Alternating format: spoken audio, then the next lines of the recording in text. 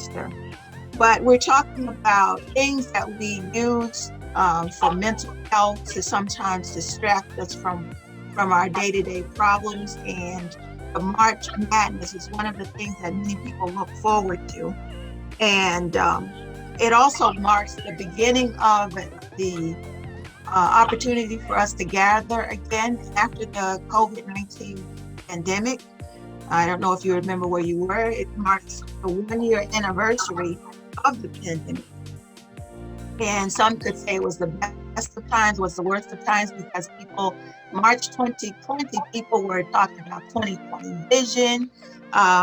People were getting married, births. Everything was normal when the announcement came out. And then it was the worst of times in that we had people that lost their jobs. There was a food insecurity and multiple deaths. So I'm gonna end this because I hear an echo. It's one. See, the one that you have one that says it's trying to connect. Yeah, I'm just gonna get rid of that. But it brings us to today with the end of the pandemic, the 1 year anniversary, and that things are opening to some people's joy and some people's chagrin. Some people are not happy about it. Businesses are happy about it. Some churches are happy about it, but in talking with some ministers, some people are not so happy about it. So it's still the best of times and the worst of times, as Charles Dickens says, from The Tale of Two Cities. And it's all our perspective on life. So we're going to start out today with a positive note from Sister Angela, who's going to be talking to us about her thoughts on bringing prayer back into school, because some people looked at the pandemic as some type of curse. The virus is a curse or God's judgment for some of our past decisions of things where we let slip our morals to some degree. And some people look at it as a happenstance, just something that happened by chance, by accident. So we're going to hear from Sister Angela, her perspective on bringing prayer back into the schools. Thank you, Sister Michelle. So I don't know why, but I'm thinking about that topic a lot. I remember how in elementary school we always would have the Pledge of Allegiance, and that was like a prayer that we would do every day. And like when they started bringing that out to school, it's like many people started to not know about God. And I feel that we should try to do something to bring prayer back in school. So when we bring prayer back to school, many more people will be more aware about God. Many kids will grow up about God, and many people. I'm sorry. I feel like we need to bring a Pledge of Allegiance back in school. The Pledge of Allegiance, you said? Yeah. So you can make a Pledge of Allegiance a prayer to God. That's prayer. So I was thinking about we could do like a survey, and we can try and bring prayer back in school. I feel like many kids need to know more about God. We need to have more protection. We need to cover ourselves more with the blood of Jesus in school. And I don't know if I feel like that's important. Yeah. I don't know if the Pledge of Allegiance would give you that though. Oh shoot. So when I grew up, we used to say the Pledge of Allegiance every morning. That was the first thing we did, right? So the Pledge of Allegiance is more to the flag. Oh. And so when we are talking about God, to me those are two separate things. And a lot of people don't have faith in their flag no more, right? Especially people of color, right? Because there's not a representation of us in that. So if you look at sports, you see a lot of people kneeling during the national anthem now because they understand that it's not an inclusive thing. I do agree with you that I think people need to know about God, know about the Lord, I think that when my mom and them went to school, they actually prayed in school and stuff like that. But I think more so than the fact they don't pray in school, I think it's more so the fact that people aren't praying at home. And so because your parents aren't necessarily teaching you about God anymore, through all the online access. Oh, your volume is gone down. I don't know, it was me for a minute. Y'all can't hear me? Your volume went away. Can they hear me now? Yeah. Yes. Mm-hmm. So a lot of people now don't want to believe on Jesus. They don't want to believe. And there's so much that has come out. And so I necessarily wouldn't have a problem with prayer in school, but I mean, you have so many different types of religion now. I think it would cause more harm than good. I think the worst thing about it is that our parents stopped praying more than just they took it out of class. Because if your parents really taught you about the Lord and the principles of the Lord and really took you to church and you really were in your Bible, even when you came to school, that would come with you, right? The problem is that, and the fact that it's not at school. The problem is the fact that it's not at home either. Okay, and now we don't believe on anything, and then the principles of Christ are lost because you're not getting it at home and you're not getting it at the school. But that's just my opinion. I know the Pledge of Allegiance will say that prayer. So down by mistake. So the Pledge of Allegiance says, "I pledge allegiance to the flag and the United States of America and to the republic for which it stands, one nation under God, indivisible, with liberty and justice for all." So the Pledge of Allegiance does mention God, that we pledge our allegiance not only to our nation, but our nation will always have God as its leader. So bringing the Pledge of Allegiance back will, in some sense, cut back on the divisiveness that we've seen in the nation, where we are so divided. And that pledge says indivisible, which means we will not be divided as long as we put God as our head in all of our decisions. So even though the Pledge of Allegiance talks about a pledge to a nation, but it also talks about primarily that we are a nation of one people, with one mind, with one God. So in that respect, I think that's a good starting point. Yeah. Starting place. But the truth is, everybody doesn't feel included in the country. Everybody doesn't feel like they're getting treated right in the country. So to say that we're all indivisible with the same liberties and God is the anchor is not necessarily true, and a lot of people don't necessarily deem it to be true, right? That's why you get so much pushback with the national anthem now, right? You're going to get the same pushback with the Pledge of Allegiance, because we've never been, in my lifetime, treated the same as our counterparts under the flag, right? So it's like, okay, I don't know how you sell that anymore to this generation, especially because this generation is a little bit different. It's like when I was a kid, I didn't even know the third stanza to the Star Spangled Banner, right? I never knew that, right? But when you have the internet now, and you can pull up that third stanza talking about it was telling you what the point of the song is, killing the slaves. People don't have faith in the anthem anymore because they know it wasn't for us. And I believe that the Pledge of Allegiance is too closely related to that,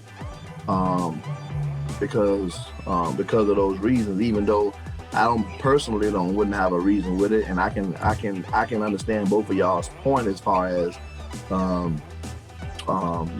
fact that it's a start, But in this century, in this generation, I don't even know if it's a good start because too much information has been kind of put out there. Yeah, a lot of information has been put out to question every leg of authority or every sense of morality, to the point where we've driven ourselves insane.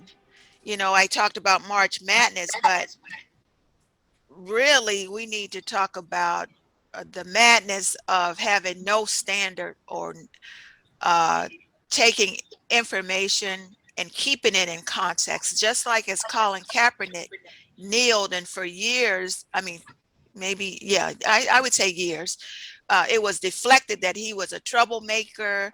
The deflection and distracted was about he wasn't a patriot.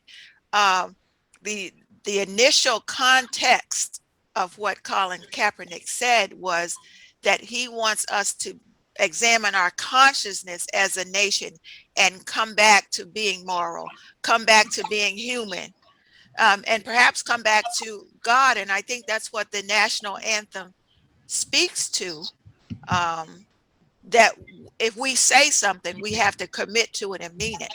If we say one nation under God, indivisible, then we cannot pretend like we don't understand what that means, or we're not going for that same goal. So I don't think standing for what's right, or standing for the nation, a unified nation, means abandoning what was said in the past. I think it means for making sure what we say is what we mean, and what we do, and what is aligned with good, and what's aligned with God. That's just my thought on it. Well, I mean, listen, I don't know, man. I mean, I don't really trip too much one way or the other. So much is going on in this country right now. I don't know if it'll ever get right again because our leadership is so messed up. And so, as the body goes, as the head goes, the body goes, right? So in this instance, the head of the body is the government, and the government is so divided they can't agree on anything, and they don't even really care about the people anymore. So the focus of the constituents that they serve is not even important to them. And so many people just don't have faith in them, including myself to a lesser degree. I vote because I feel like I need to, and I feel like if you don't, then you don't have room to complain. But when you look at the stuff that's out here, race, for one, just controls so much stuff. Mm-hmm. And I don't know if we're ever going to get back to a point to where even where it used to be, and we used to always feel like it needed to get better. But in my opinion, race relations in this country has gotten worse, right? It's not necessarily a good thing. What it is that we're trying to do and who we want to be and who and what we're supposed to be representing, right? Mm-hmm. And people don't even hide the fact that it's so bad anymore. They just do stuff, right? And so I don't know how to get past that. Like, I don't know how to get past it, and I don't know how to, even when you talk to people, like people that aren't black, can't relate. Like I had a girl come here to my office, and I had a client that needed to take her exam. This was about a week ago, and her and I were having a conversation, about society and all the different stuff that's happening in politics and in the media and race relations in the country, right? And so I told her that I don't have a white friend that can ever say they've been stopped and frisked. Right. So she says, well, I've been pulled over by the police before. I said, well, everybody has had that. I said, but that's not stop and frisk. Right. Stop and A frisk. big difference. Big difference. You can be walking down the street and they can just pull you over throw you against the wall and frisk you for any reason. She said, "Oh no, that's never happened to me." Right? Of course. So when they put these laws out that only affects Hispanics and blacks, white America can't even fathom that it's really happening as much as we say it's happening. And in our communities, it's happening all the time, right? Right. And no one cares. Even the poor white people that live in those communities don't get stopped and frisked. Now they may deal with some of the other things going on within the community because they don't have money and we're kind of all living that same lifestyle, but they don't have an issue from the police that just stopping them and then throwing them against the wall and doing things like that. So what I would just say is that I don't know if what we need will ever get better, because one, people vote party, they don't vote and hold none of them to character. Right now, you can hold them. I ain't necessarily voting for a pastor, but I do expect some common decency out of the people that's supposed to represent us, and those people that really matter, they still keep you so divided that I don't know if we can ever all get back on the same path, on the same page. Absolutely. Good thoughts. And we thank our young teen advisor, journalist, speaker, Angela, for her input. She's very passionate about prayer in school. She started a prayer group in her school and she got pushback from it, from so many different areas that, she needed the encouragement from fellow Christians and people that understood about the importance of prayer in school to, keep her encouraged and such like. So we thank her for her bravery and her commitment and her stick-to-itiveness, that she doesn't give up, If you think about it though, right, when we were young, let's just go further than that. When I listened to my mom and them talk, they prayed in school, but my mom also went to an all-black school. And yes, black people, because of our struggle, have always been a bit more spiritual than our white counterparts, right? yes, Because we never had the money. That was all we had, was Negro spirituals, singing and praying to the Lord, for everything. So, but at the same time, my mom taught us about Christ, the love of Christ. And even though as a kid I did kid stuff, I've never, especially in my high school years, never strayed so far that you didn't know I grew up with some spiritual, background, and so many of us don't believe on God no more. So many in our community don't believe in Jesus no more, right? And it's like the common sense of everything kind of just goes out the window. It's like two things can be true. You and I both know that Jesus didn't have blue eyes and pale skin, right? right, In theory, that is not necessarily the important thing. I do get why it's important to a lot of people because of the fact that they make everything that looks like us bad, and then the most holy person ever is the whitest person ever, even though we know that there's no way he came from where he came from and didn't look like that, right? right. But the important thing is that he was born, why he was born, and that he died and why he died. And if you always just focus on was he black or was he white or whatever his race he was. And you never know what people have common experiences like you do, because believe it or not, Angela attended an all-black high school. I can believe it. So we people have experiences in common, and we don't realize it sometimes. And then is she Spanish? No, she's white, Caucasian. You seem like she speech impediment or something. Yes, she does.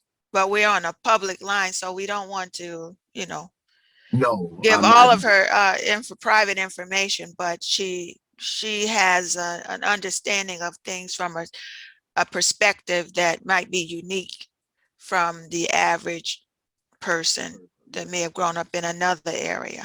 Well, I'm not saying it to be disrespectful, so I hope. Oh, no, no, no. Um. So, I mean, listen, man. Somebody is asking for the code, and do you know it offhand? I don't remember it. Yeah, give me 1 second here. Your volume is going. And could you put your camera down a little bit because it's pointing up to the light?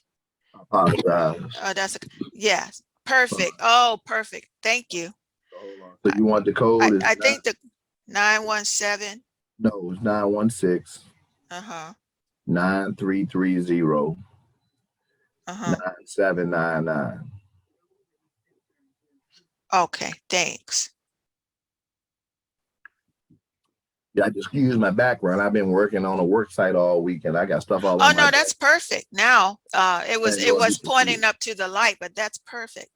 So yeah, so we're going to move on to our topic that you kind of wanted to touch on, because we're talking about a lot of things that are intertwined. We're talking about Women's History Month. We're talking about iconic civil rights figures and their struggles, and mental health in general in our community, and the community and society at large. So just real briefly, we wanted to talk about Meghan Markle and Prince Harry, but before that, we just want to mention Taraji P. Henson, who started a program that dealt with mental health called Peace of Mind. And I think that's airing now. It's twice a week, and you would have to, research to find out. But mental health and the stigma that's associated with mental health, um, she wanted to lessen that stigma and make it a venue for people to participate in initially a lighthearted way. I think her best friend is co-hosting. They've been best friends since childhood, but she played iconic hidden figure women who struggled with providing a service to society, and society undervalued them and did not appreciate them. So we honor women, the hidden figure women that were behind the space program, that were really the impetus for the success of the space program. And we honor Taraji P. Henson. We appreciate her for even her initiative of bringing forth the opportunity for people to speak about mental health. So moving forward with Meghan Markle and the Prince.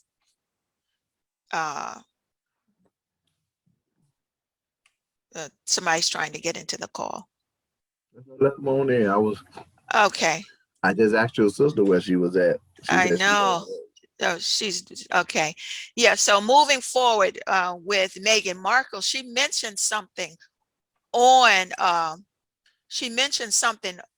the interview with Oprah about how she was in a mental health struggle with being isolated and depressed, where she thought that the royal family, as they call it, the firm, would protect her from certain things. But what she found was that she was repeating history. And her husband, the Prince Harry, did not understand her struggle because, first of all, the fact that she was Black, he did not understand the plight of being Black and how that would play out, not only in the royal family, but in life in general. But she mentioned how her mental health was slipping to the point where she did not want to live. And, we're talking about mental health, but there was a person that came on after the show, I believe his name was Piers Morgan, who literally made fun of her for her mental health issues. And, I'm not going to hog the conversation, but if you want to jump in, feel free to jump in. Yeah, I literally just finished talking about this and watching somebody else talking about it, right? To me, the whole thing is kind of stupid. Oh, you think so? Oh yeah, and I have a hard time feeling sorry for it, right? Now, and I'm gonna tell Oh, you you why. have a hard time feeling sorry for Meghan Markle? Now, watch this. Okay. I'm gonna tell you why. Okay. Look at every movie she's ever played and watch the makeup they put on her. They always lighten her up to not appear black, right? I'm not familiar with her movies or Suits. Yeah. But watch this. What's the dude, Piers Morgan? Piers Morgan, yeah. He actually went out on a date with him. Yeah. Well, Piers Morgan is nothing but English version of Bill O'Reilly. Right. So if you listen to some of the racist things that Bill O'Reilly has, that Piers Morgan has said over the years, what makes a woman of color want to go out with that pig, and unless she just didn't feel to herself to be included when he's talking about black people, right? Well, her father is white, is Caucasian. Yeah, So and, I'm and sure there's like a dichotomy going on in her mind. call it what you want to call it, right? Yeah. You can't even find a picture of her hanging out with other black celebrities, right? And I believe that what happened to her was the fact that she didn't. Like a lot of times, black people that's in celebrities, they don't always come from the culture for real, so they can't necessarily relate to the struggle of the average black person. And like OJ said, Yeah. I ain't black, I'm OJ. OJ didn't think he was black. When OJ found out he was black is when he was up for murder, and the community that he disowned was the only people that supported him. And it's the same thing with Tiger Woods, and it's the same thing with Meghan Markle, right? What Meghan Markle thought was that she done started dating this prince, and that she done found herself into that royal family, and she didn't look at herself as being black. She thought that she was about to live the princess dream lifestyle, and then people rejected her, and they ain't give a crap that she had a white father. They know that she had. You could But listen. here's my question. In America, why do we not have a choice to say whether or not we are black or white if we have a white parent or a black parent? Now, for years, Because we're required to choose one or the other. And I know the racist process that's gone on over the years that said if you have like a drop of black blood, that makes you automatically black. But I would venture to say that if whatever blood you have in you, you can name if you want to be white. So I'm not going to say that I have something against Meghan if she has a white parent and she wants to say that she's white. I don't have nothing against Now Megan. the reality sets in about the consequences of your life. That's just life. But I'm Well, saying for her to have a right to I don't say have no that, problem with the right, right? But at the yeah, end of the day, some people over in England, yes, the same people that came over here and killed the Native Americans, basically annihilated a race of people. yes, The people over there, that royal family, the same people that enslaved us for all those hundreds of years, right? They're yeah, the same family, right? That's that's the whitest family in the world, the royal family. And they're going to protect that lifestyle straight up. They don't want nobody right, black in their lifestyle, right? That's why the first thing they say is how dark is that baby gonna be, right. right? Archie is not. If you look at Archie, you can't see a mixed child. Archie look like a white child. Archie does not look like he is a mixed child. Okay. So what is the issue that you have with Meghan? Do you believe that she's not telling the truth? That Piers Morgan has some credence to what he's saying, or you cannot empathize with her or sympathize with her simply because she wants to claim her white heritage? What I'm gonna say is this. My issue is the fact that I'm sick and tired of Negroes acting like they're not black or acting like they don't look like us, changing their looks, changing their tone so they can not appear to be black, right? And that's what she to me has done over the years. Now, and my thing is now all of us. and she's getting all this backlash because she's not getting accepted into the royal family, and it's not going the way she thought it was going to go. Now, black people are trying to embrace her. You know, our community, you know how we are. We threw our arms around her. Nobody, and if you pay attention to how they dress her up, once she started dating and was going to marry Prince Harry, her skin started looking a little darker. She started dressing herself up in makeup to bring out her ethnicity. But Yeah. the truth of the matter is that she played to that once really things went bad and you want sympathy. And black people are always going to kind of come and put our arms around when we feel like somebody mistreating one of us.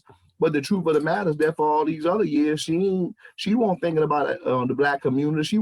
She ain't claim to be black. So the truth of the matter is that she thought that she was beyond color. She thought that she won't black, just like Tiger Woods. Right.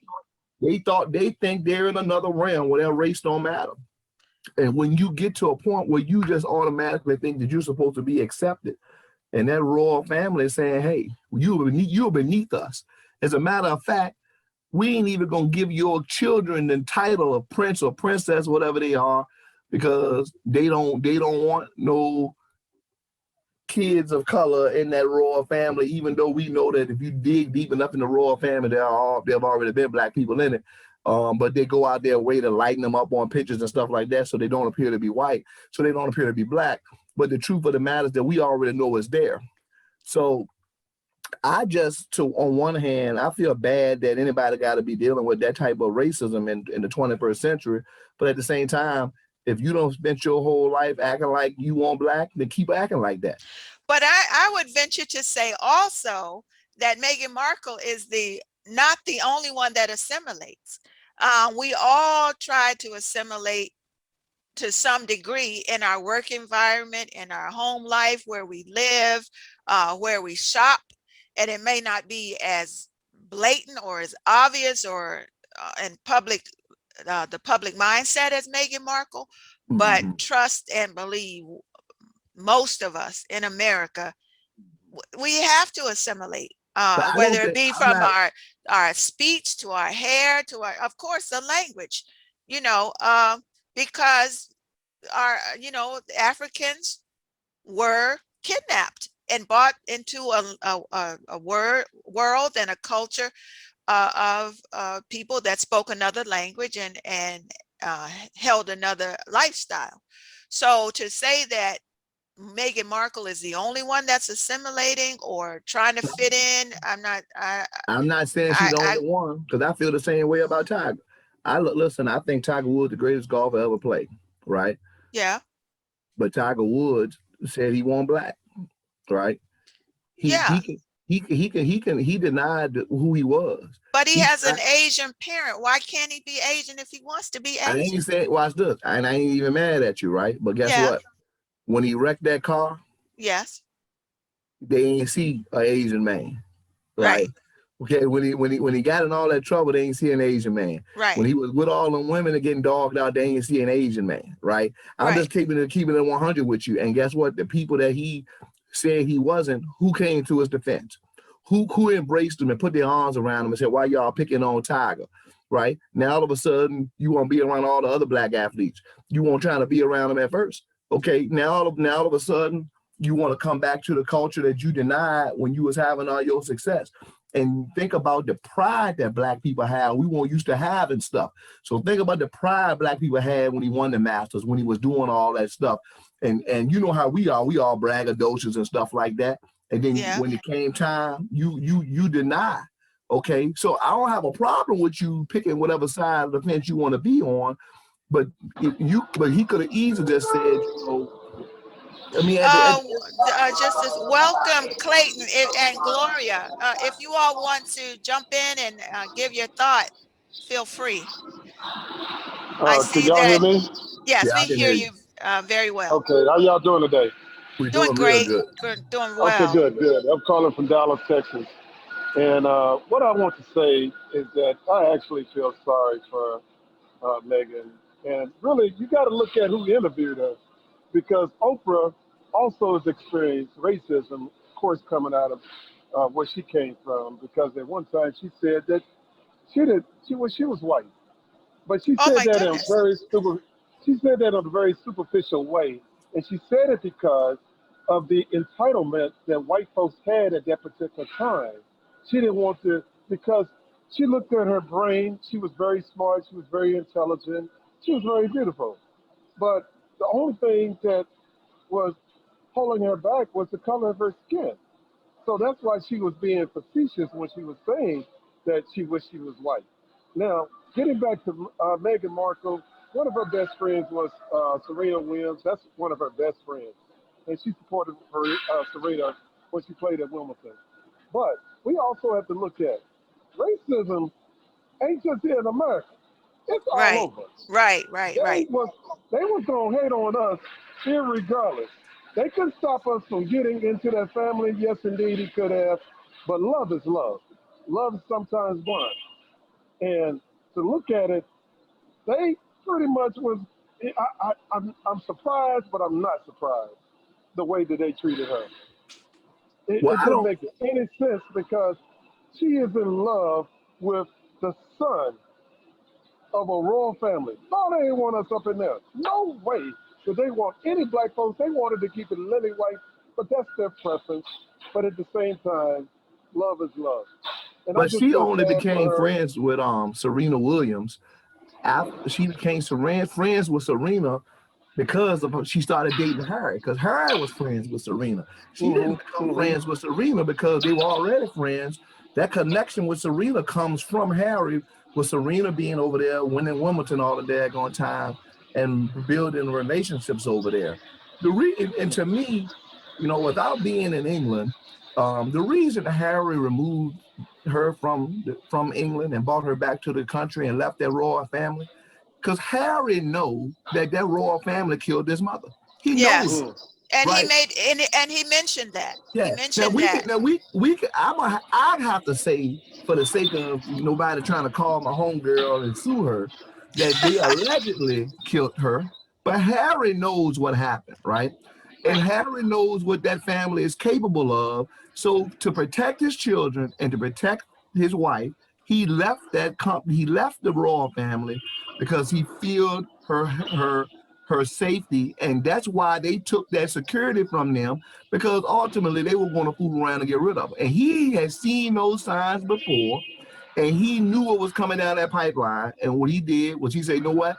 Keep all the money that come with this. Keep all this, that, and the third. I'm gonna take the little bit of money I got from my mama dying, and I'm gonna haul tail and move on to America. I got plenty of money to live off of, and Hey, he did what he needed to do for his he family. was a, But he was the Eddie Murphy version of coming to America because he did come to America to find his queen, but at the same time, love is love. He chose I'm not love I'm not over hating he that chose point. love over heredity. He chose love over his family. He chose love over tradition. He even chose love over racism. I don't have no Listen, problem with the interracial relationship. So I hope y'all don't think I do. I don't have a mhm. problem with her dating who she wants to date, right? A lot of people date interracially, right? But if I were to go out here and date a Caucasian woman, I don't have to act like I'm not black to date her. I can be who I am, and then I can go ahead on and date who I want.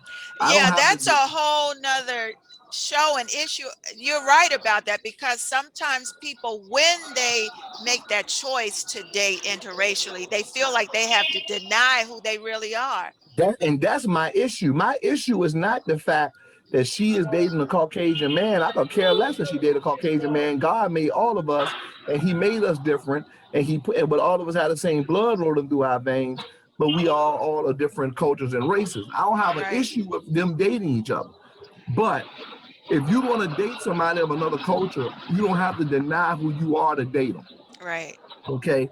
And my issue is more of that. The reason that I have a hard time feeling sorry for her is the fact that, like Candace Owens, like Tiger Woods, like OJ, they thought they were above all the rest of Black America, and they thought they had arrived to a point where the people that they really wanted to be around would treat them as their own. And when she didn't get treated like she thought she was going to get treated, she thought that royal family was going to accept her. And you know what that royal family That's said? when they opened the curtains up. That's when they Yeah. opened the curtains from the back up to And saw the really Wizard of reveal who they Oz. are. They really showed up and say, Yeah. wait a minute. We wait a minute, this is coming up. We want to know what shade the baby's gonna be. Well, hey, look, I'm sure that black people in Britain are not surprised in a way that this is being handled. They're not surprised. Right. Some No. of them, I said some of them yesterday. One or two of the people who sung at our wedding, they was talking about they didn't see the racism in Prince Charles, but it ain't about one or two people. It's about tradition. It's about the culture that they have over there. They don't want us in their family. And when they have somebody, oh, we don't know how it is because you know what? Mike Tyson even said it.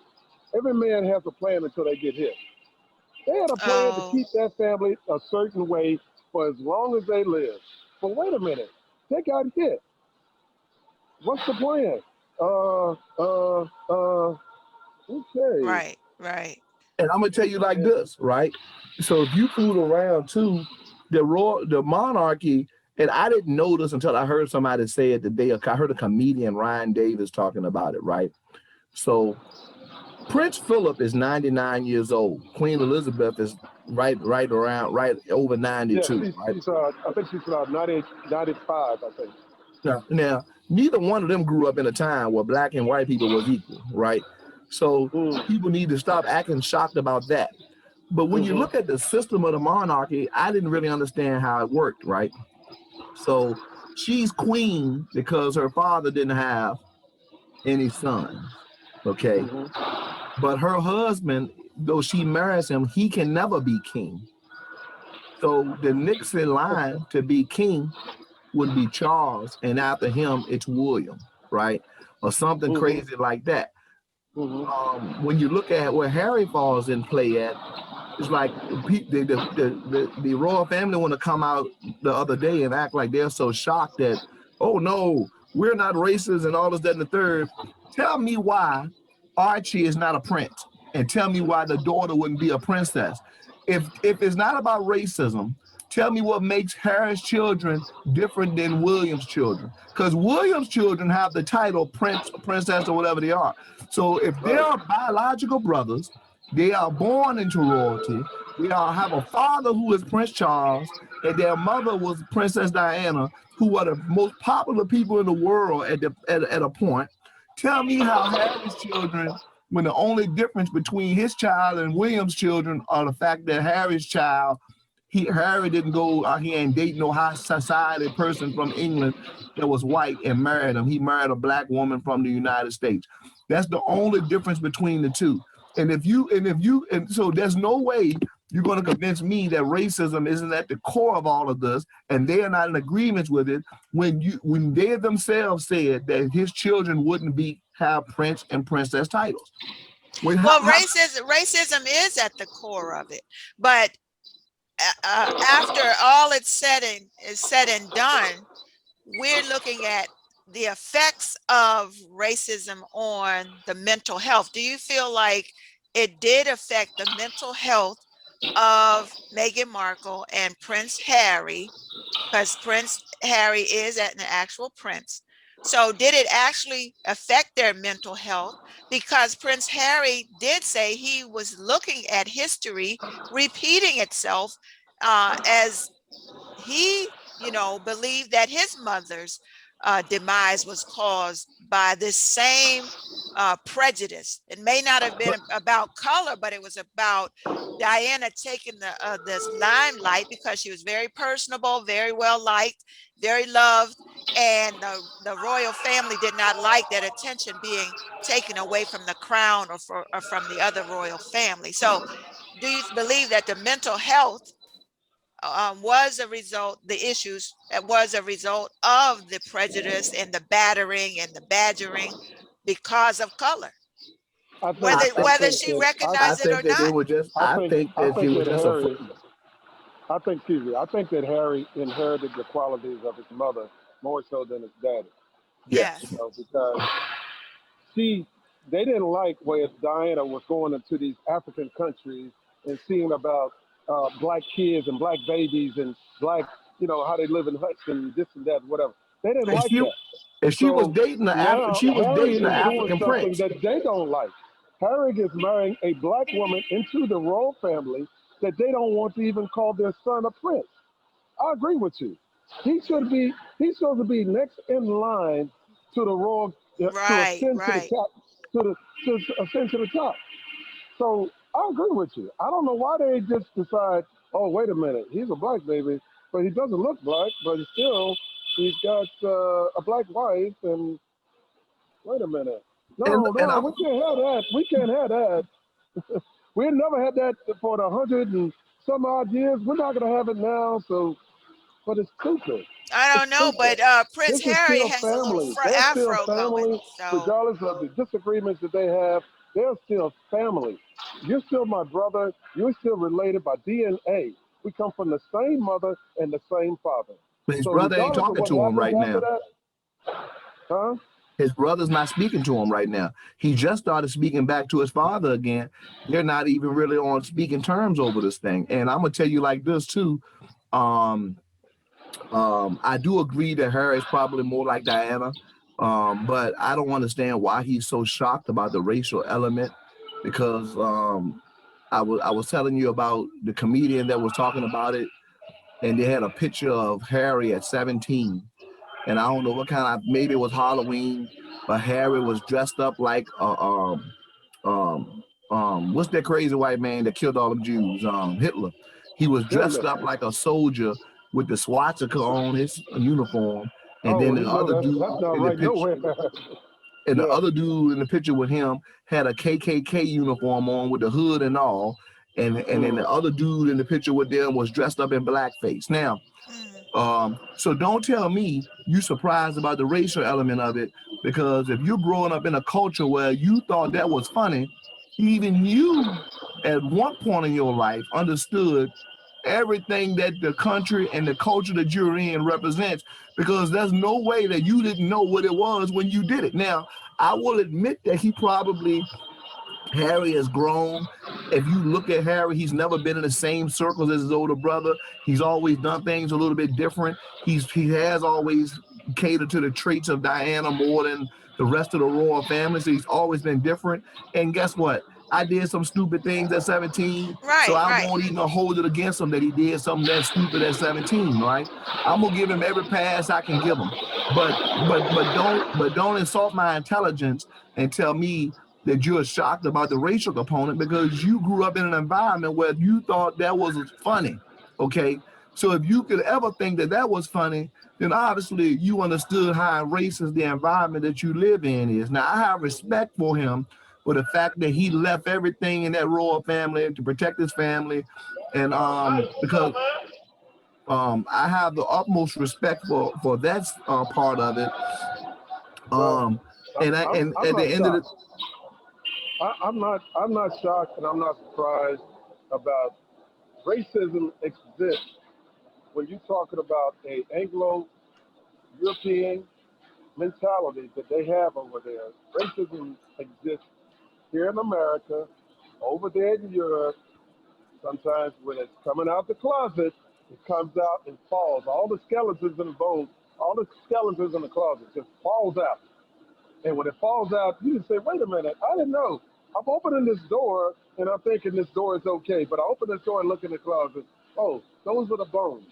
Those are the racism. This is something that they've been doing. It's been going on a long time. I'm not shocked. But what I'm saying that when we're talking about a black woman married into a white family and getting into a royal family that they have never had this drop of black blood in their royal family, this is something that they're not able to deal with. That's the reason why they had to do the harsh thing of tough love. Well, we're just not going to call you royal anymore. We're not going to give you security anymore. We're not going to give you the protection. That's the crazy thing to me. Just because you want to hold on to whatever you've been taught when they was raised as somebody's 95 years old, and I got to look at it like that too. Somebody's 95 and 92. We was the jungle buddies. We were still rolling around, shuffling spears and having bones and being slavery. So they remember back then. They might not be updated, and they probably never would be, but they had to I think they have to come to grips with their own reality. I think that family have to, as far as the royal family, because whether they like it or not, this boy is still in y'all family. You want to call him titles and this and that, whatever, he's still in y'all family. He's still your cousin, and Will Children's going to go up. Where's Uncle Harry at? You know, they're going to look for these people one day. Right. So they can deny it in behind closed doors, but it's out in the front. And what you going to do? You got to say something. They got to say something. They got to show. Well, they already know. We already know what their true colors are, but they really have a big time mess on their hands because it can make a difference in their country versus we already know what's going on in our country. Right, right. Excellent points. But before we move on, uh, keeping in the same vein of the topic, we're talking about the relationship of the royals. We talked about the relationship of Sierra and Russell Wilson last week, but we wanted to touch a little bit on relationships during the pandemic and beyond. How do you think the pandemic has played on common relationships and their mental health and um, feeling isolated with the social distancing, with the physical distancing where people cannot visit or be in each other's company? What are your thoughts on regular relationships and mental health? Okay, Uh, you want me to you want to go for that? I go for that. I don't mind. Um, I think it it has played a difference in everything that we do. Security, relationships, survival. It just played a difference in all of it. Now, picking out just relationships, I think it made it tougher, of course, not just relationships that we have between man and woman, but families also. Yes. Where's the Thanksgiving dinner? Why can't we sit around and eat as a family? Why can't we congregate as a family to go to church? Why can't we go to have a picnic? No, there are restrictions. And we've never been this restricted as far as I know, as far as I've been living, but we've been restricted in other ways. But when you see it, even in the old slavery days, of course they had restrictions. But their families were still together until they were torn apart. But when you're talking about the restrictions that this coronavirus has done on relationships, it's done quite a bit. It's done quite a bit as far as when it comes to relationships because you have to plan differently. You got to do this instead of assuming that this is okay to go to this restaurant on a date night. No, you can't. You got to sit at the house and you got to do this, which is okay. But that's where the social media, I think, parlays into this pandemic thing because now social media, people are on social media a lot more. They're not into. Uh, I remember when I was coming up, we had to go outside and play, but you can't do that anymore. You can't do that because of this pandemic. And when it comes to relationships, it's very challenging. You got to really have a strong self-esteem to overcome this kind of pandemic because we probably will never see this kind of stuff in our lifetime. We've never seen this kind of pandemic in our lifetime, and we probably won't see it again. but we haven't heard from Gloria really. Like, does she want to give some feedback before I kind of say what I'm gonna say? Yeah, I can say a little. Um, I really think that the mental health situation has skyrocketed. The effect was such that a lot of people couldn't deal with it. There are relationships that have gone really bad, and there are others that have been really good. So, in all for myself personally, I was able to work from home. And I love that, being able to work from home. But every now and again, I felt like I needed to see other people. I wanted to interact with other people when I couldn't. So it has its good side and its not so good side, but I feel sorry for even the students because I deal with students, that a lot of them have really suffered. Some of the younger kids, the elementary school is the ones that I deal with. A lot of them, they are not doing good, and they just seem to have lost even any type of interest in studying or to do anything. So later on, we're going to see the real effects. We've seen some of it now, but I think later on it's going to be worse than what it is right now as far as the school children are concerned. Absolutely. I will say that I can agree with you, Gloria. I have some friends and some clients that teach, um, and I don't think this is bad for the high school students because they're kind of learning how to, even from as low as the ninth and 10th grade, to kind of prepare for college, right? But when you're talking kids in the second, third, and the first grade and kindergarten, trying to keep their attention span to do everything online, they're just not ready for that at that point, even though they're more technically sound than we were. I just don't believe that they need to be in the classroom. And so I think that even when I Oh, look at my, you're saying you don't think they need to be in the classroom? no, I think they need to be in the Oh, classroom. oh, okay. Yeah. Because like Okay. when I look at my grandson, he's in the fourth grade, and he always made good grades, and then I could see him really suffering. But and some of it is just purely about his attention span. Sitting there watching a computer screen all day is just Yeah. not how at that age they need to be. And I remember, like, I love people, and so even though I miss being around people during the pandemic, I think the worst thing for me was, we even when the family still kind of got together, right? Me and my brothers, my mom and stepdad would come by, we cook for them. Then I had a cousin who was like a second mom to me, right? And she passed away due to COVID. And once she died, her and my mom was real tight. And then my mom won't worth a nickel coming out of the house. She wouldn't come over to have dinner with me and my brother no more. When Thanksgiving Mhm. came, I took her and my stepdad food, and the same thing over Christmas. And it was just strange. We come from a close family, and you can't even have dinner with your parents during my favorite holiday, which is Thanksgiving, man. Just I love being around the family. And that bothered me, but I understand it. But I mean, it just didn't feel like it didn't feel The right. same. It just felt Yeah. like something was wrong. It's like, and I miss that interaction. Right. So Clayton, you, whenever you wanted to speak, I know I muted you while you were not speaking, but feel free to unmute yourself when you're ready to speak. Okay. Wait, okay. I didn't hear the previous topic or what y'all was saying.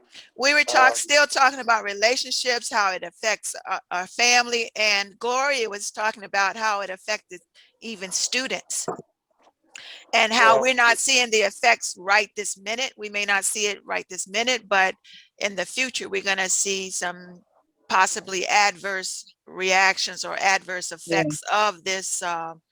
It's not exactly in her words, but Yeah, that's what she was mentioning about yeah, what we're going to see in the future.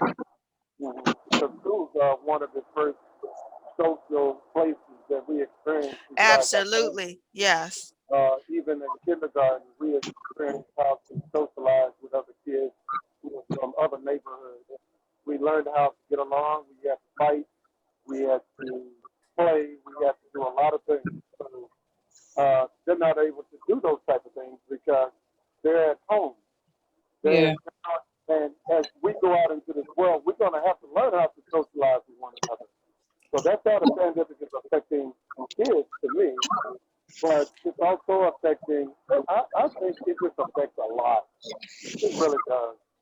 And It does. And people don't realize that it used to be back in the day before social media and the different platforms and venues where we dump most of our data, and the businesses and government agencies are just data mining our information.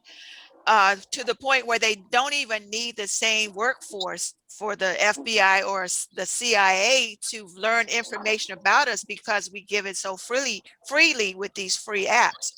But back in the day, when they wanted to catch a suspect, one of the attributes that they looked for was a person that was isolated and set apart from society, because that led to depression and adverse behaviors. So the fact that the whole country, and to some effect the whole world, has been required to isolate and be set aside, suicide has gone up like 200%. Just in the past month and a half, what I've seen like 4 suicides or attempted suicides, or you see, you hear about people asking for prayer for their children who just don't want to live anymore, or adults that just don't want to live anymore. And what we talked about, Meghan Markle just do not want to live because of the way she was isolated and became depressed. So like Gloria was saying, we haven't seen the worst of the pandemic, because right, we're going to see some other residual effects that's going to blow our mind. And oh my goodness, we just have to pray.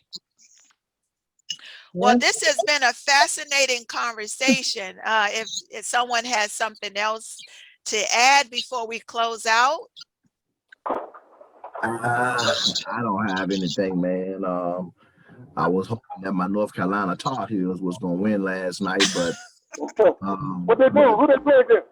They played Florida State and they lost by like 2 points. Okay, are they still in the chance to make to the tournament? Because I know Duke is out. Oh yeah, the North Carolina can still already make the tournament. They have a good enough Duke is out because they got a bad record. Yeah, North Carolina can make the tournament. 19 or something. Wow. And I don't even think they can win the AC tournament, but I think that I was telling a friend of mine who's a fan, and they don't necessarily agree with me, but I don't really be caring about stuff like that. But I know you don't. It's time for Roy Williams to step aside. I think he's been a great coach, and I think he's been a good coach for a really long time. But now you're old, and at some point you just got to say, I'm old, and it's time for me to go on and enjoy my success. Yeah, and because the problem is this generation is not our generation anymore. And this generation of players, they're not hearing his voice. And because he has so much talent, just because he's in North Carolina, he's going to win a certain amount of games all the time. But you can look at these games and tell that those players don't hear his voice. As a person that played basketball, there's certain look at it like this. If you watch a North Carolina game, they make a lot of unforced turnovers. They play real sloppy basketball. That's a direct result of being undisciplined, and being undisciplined is a direct result of not hearing your coach. They're not hearing the coach.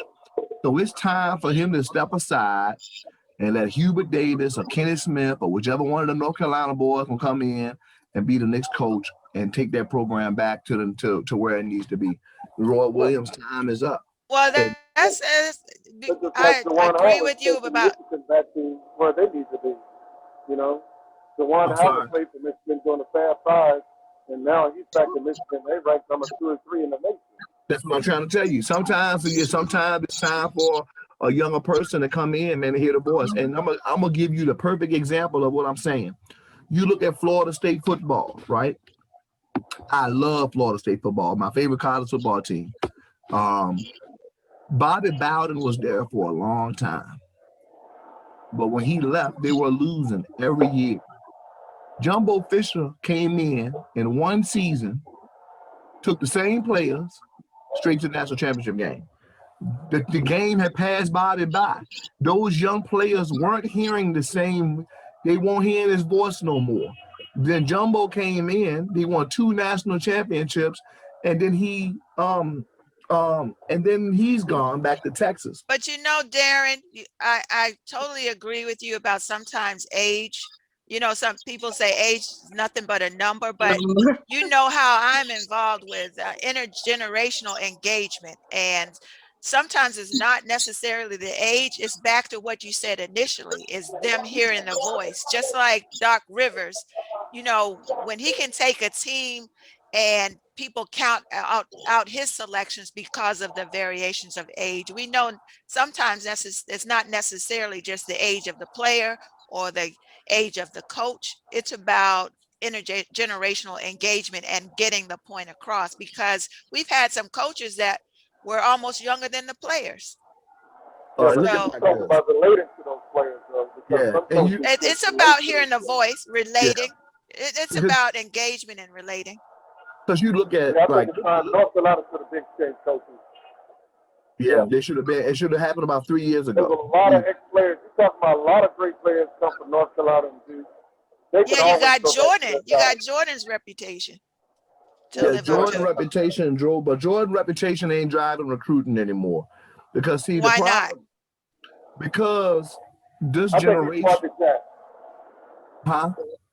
I think he's detached from the program like he used to be. He used to be really. Well, he's there because you if you look in the audience, you see him in the stands, right, with his North Carolina stuff on.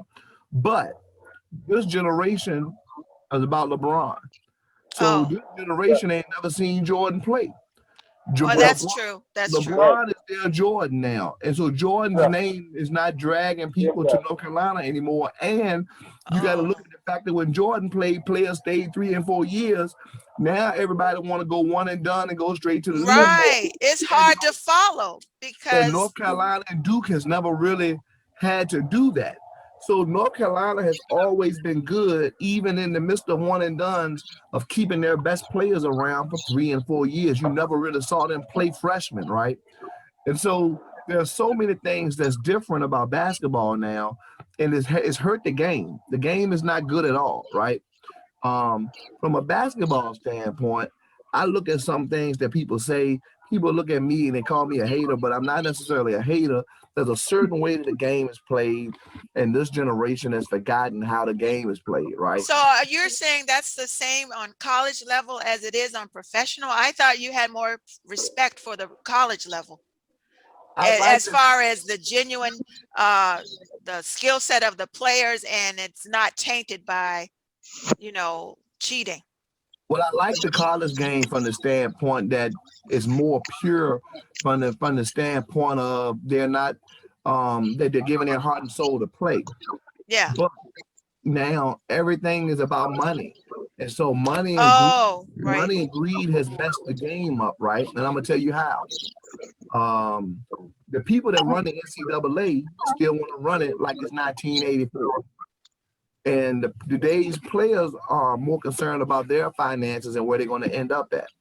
The NCAA, they're worried about their brand and stuff like that. And the NCAA is not trying to adjust to the times that they live in because they are getting filthy rich because they don't have to pay players, right? I thought they voted to pay the players. Players they can find somebody but they still haven't found out a good plan to do it. Yeah, if they can find someone that'll pay them for a commercial, they can get that money, right? But this is what I'm gonna say. You got to look at it differently now, right? I don't like the one and done, and I think that the NBA has suffered because of the one and done. Because you even though you can run, jump, and dunk, your game is not ready to go to the highest level because you haven't learned the game at the next level yet. So now when you look at the NBA, it's watered down.